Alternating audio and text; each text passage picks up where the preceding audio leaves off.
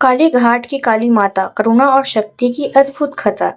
कोलकाता के हृदय में स्थित काली घाट केवल एक मंदिर नहीं, बल्कि आस्था, शक्ति और करुणा का जीवंत प्रतीक है। कहा जाता है कि यही वह स्थान है जहां मां सती का दायां पैर गिरा था, इसलिए यह शक्तिपीठों में विशेष स्थान रखता है।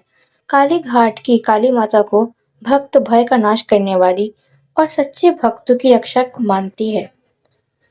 बहुत समय पहले की बात है। गंगा किनारे बसे एक छोटे से गांव में माधव नाम का एक निर्धन ब्राह्मण रहता था। उसका जीवन कठिनाइयों से भरा था, न धन न परिवार का सहारा। फिर भी वो प्रतिदिन काली घाट जाकर माँ काली की आराधना करता। वह न कोई वर मांगता, न कोई इच्छा रखता, बस माँ के चरणों में अपना दुख अर्पित कर देता। एक वर्ष गांव में भयंकर महामारी फैल गई।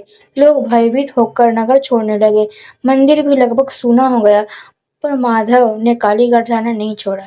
एक रात जब वह दीपक जलाकर माँ के सामने बैठा था, तभी उसे लगा जैसे मंदिर में कोई अलौकिक प्रकाश फैल गया हो। माँ काली की मूर्ति से गंभीर किंतु करुण स्वर गूंजा, माधव, तुम क्यों नहीं डरते? माधव ने हाथ जोड़कर कहा, माँ, जहाँ आप है वहाँ भय कैसा? जीवन रहे या ना रहे, मैं आपकी शरण में हूँ। उस उसकी निष्कपट भक्ति से प्रसन्न होकर माँ काली प्रकट हुई। उन्होंने कहा, कल प्रातः गंगा से जल लाकर गांव में छिड़क देना, रोग नष्ट हो जाएगा। अगली सुबह माधव ने वैसा ही किया। आश्चर्यजनक रूप से महामारी धीरे धीरे समाप्त हो गई। गांव में फिर से जीवन लौट आया।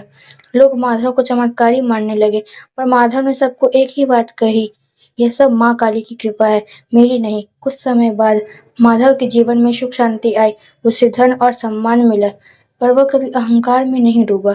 वो पहले की तरह सादा जीवन जीता और नियमित रूप से काली घाट जाकर माँ के चरणों में शीश नवाता। कहा जाता है कि काली घाट की काली माता केवल विनाश की देवी नहीं, बल्कि वे अज्ञान, भय और अहंकार का विनाश करती है। जो भक्त सच्चे मन से उनके शरणागत होता है, माँ स्वयं उसकी रक्षा करती है। उनके विकराल रूप के पीछे असीम ममता छिपी है। माँ की ममता। आज भी काली घाट में आने वाले अनगिनत भक्त यही अनुभव करते हैं कि माँ काली केवल सुनी नहीं जाती, बल्कि महसूस की जाती है। जो उन्हें हृदय से पुकारता है, माँ उसके जीवन की अंधकारमय रात को भी प्रकाश से भर देती है। काली माता की जय। ओम ह्रीं क्लीं चामुंडाय विच्चे नमः।